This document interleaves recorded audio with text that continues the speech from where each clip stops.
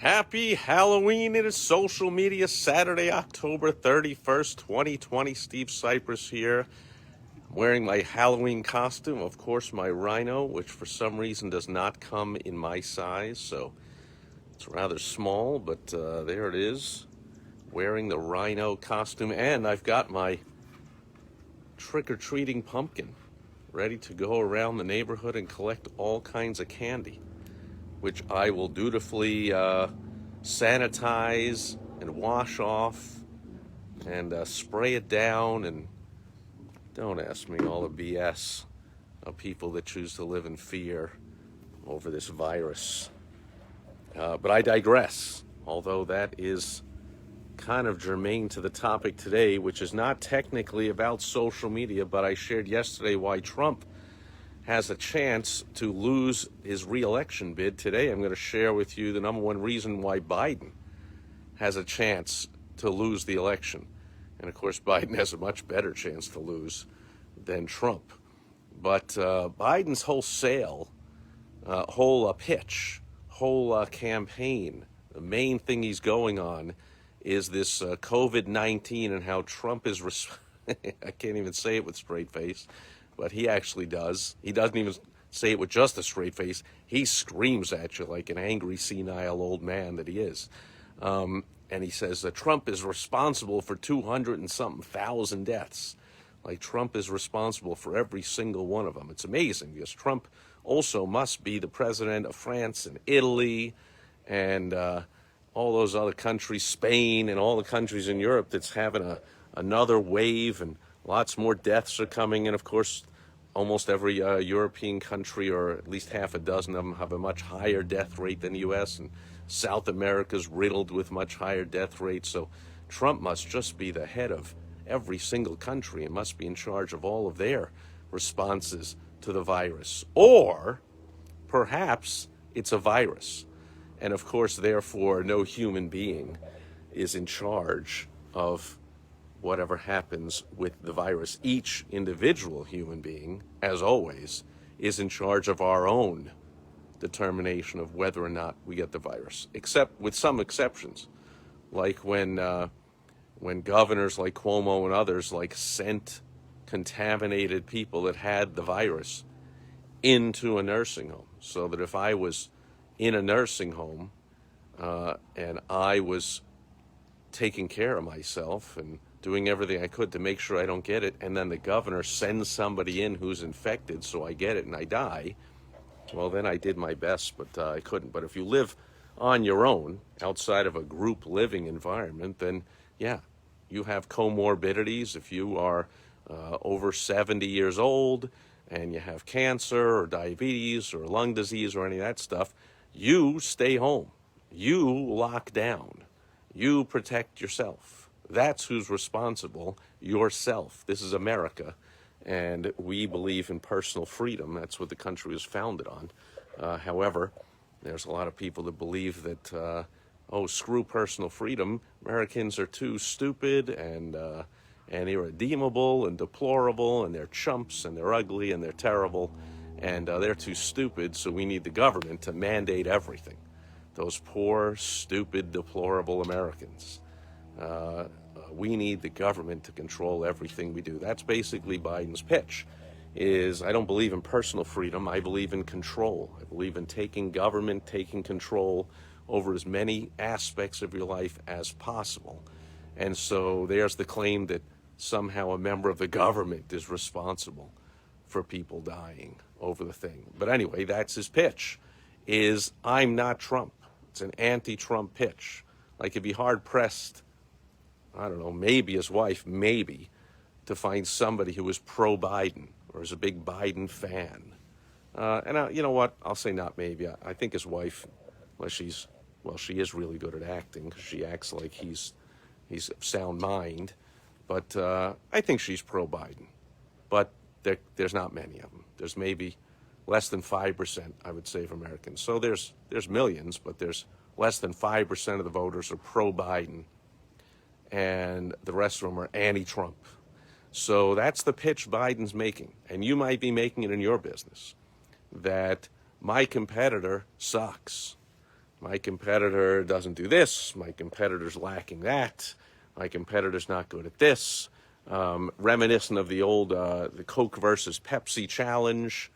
The commercials, like, oh, taste one, taste the other. Ooh, this doesn't taste good. Right. Let's take the label off. Oh, that's Coca-Cola.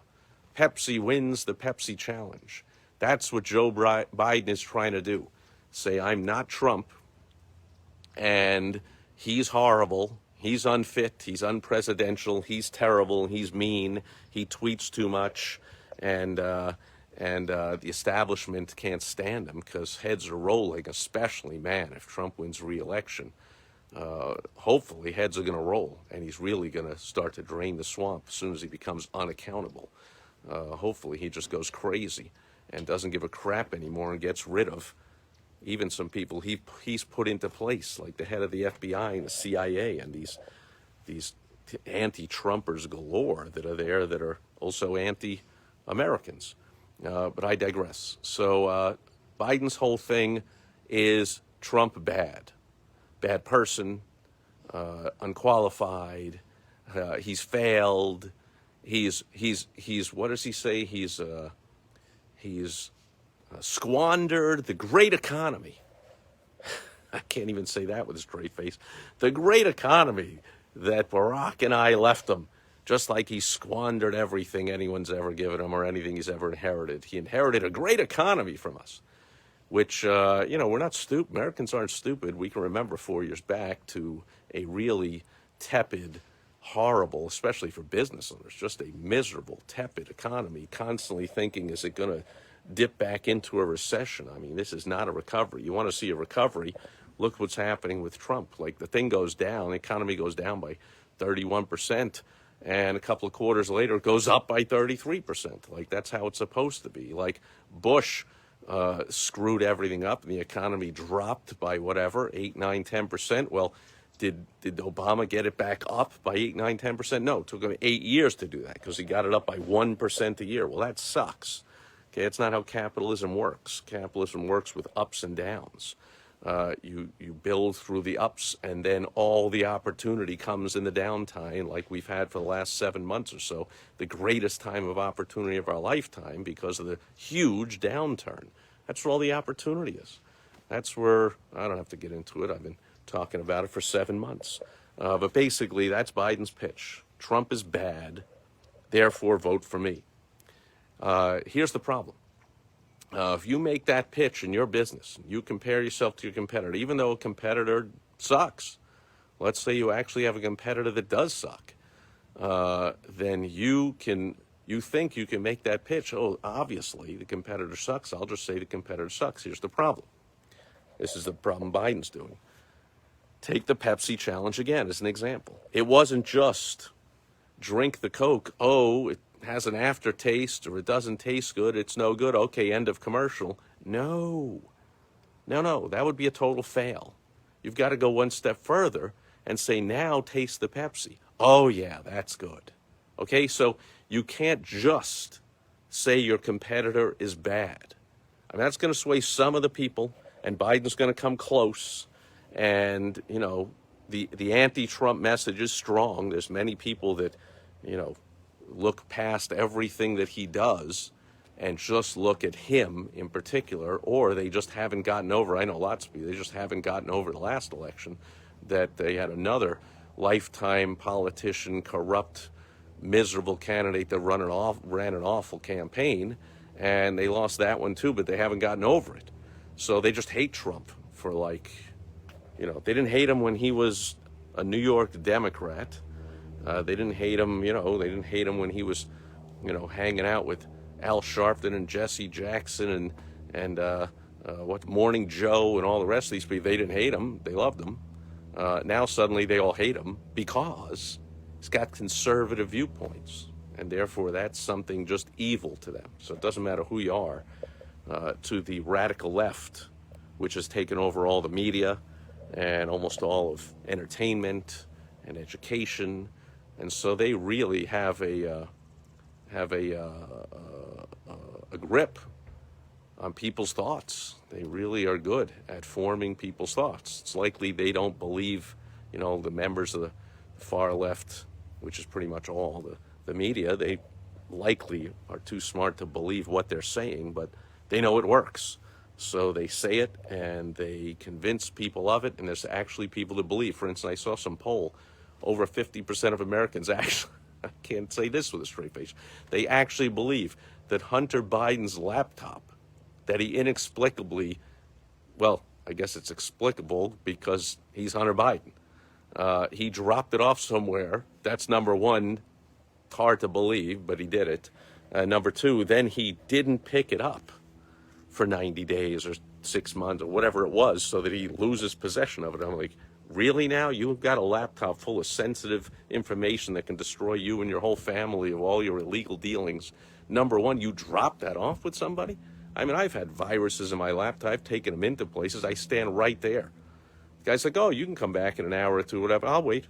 I'll wait right here. I will not let my laptop out of my sight. And I don't have all kinds of photos of me doing drugs or pedophilia or whatever the heck. I just heard things about what was on that laptop, or secrets about illegal dealings of me and my whole family that I can ruin everyone's career with. Like, and all I got is my stuff, my business stuff. And yet still, I don't drop my laptop off and forgot about it. But there's actually over 50% of Americans believe that, oh no, that's not Biden's laptop, that's not his emails, even though he hasn't denied it, Joe Biden hasn't denied it, Biden's brother hasn't denied it, nobody on Biden's campaign has denied it. Like, no one denies it. No one says those are, except more than half Americans believe it's Russian disinformation.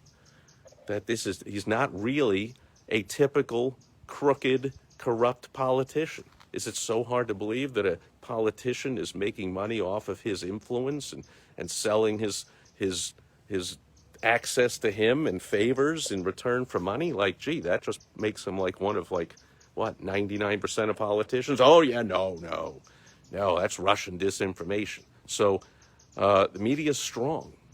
They know they're getting their message out and it's working. However, Biden's got to take the next step. It can't just be Trump is horrible. He's got to go on and then convince people why he is great, why he is a great alternative. And of course, I mean, he mouths the words, but I mean, I couldn't, I mean, again, there's got to be a sliver, maybe 5%, but 95% of Americans don't believe it. And 95% of people that will vote for Biden can't believe they're voting for Biden. They're just voting for not Trump. They just want to get Trump out of office. But Biden is not and couldn't possibly make any sale about why he's a good candidate, because he's not.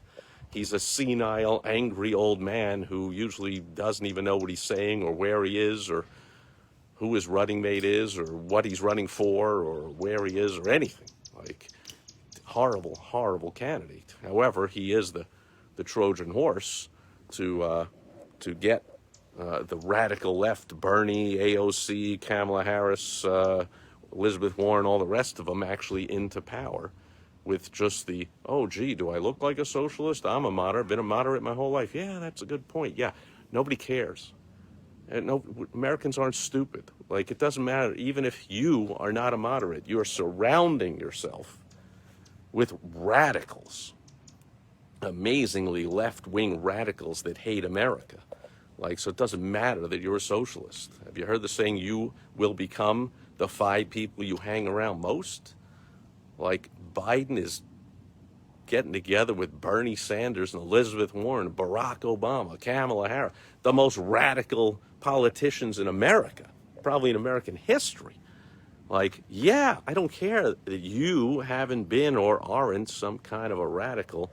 Clearly, radical things would happen if by some miracle you made some incredible comeback here, or massive voter cheating happens somehow and you get into office. But that's the mistake, and you don't want to duplicate that, okay? You understand you've got to still make the second sale. So you can say my competition's no good because of ABCD, but then you've got to step in and say, and here's why we are a better alternative. Otherwise, the only sale you're going to make is unlike in politics where there really are only two choices. I know there's other parties and the third, fourth, fifth candidates or whatever, but there's really only two choices. So even if you don't vote, which millions of Americans, as always, will not vote, or if you vote for the other side, whatever it is, unless you vote for that person, the other person wins. But in business, not true. If you just say my competitor's bad, bad, bad, bad, bad, but you don't make the sale that you are good, then people just won't buy at all.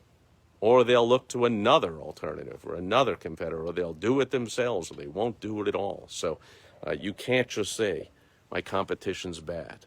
That's the biggest reason when you look back that you'll see how Biden ran a absolutely horrible campaign. That his handlers, because you don't think Biden even knows what he's saying, he certainly isn't in control of what he's saying, he just reads it off the teleprompter. But they're not making the sale, and they couldn't possibly because it's Joe Biden, of why he's a good person to lead America. That's, of course, there's no American stupid enough to believe that. So that's the biggest problem for Biden.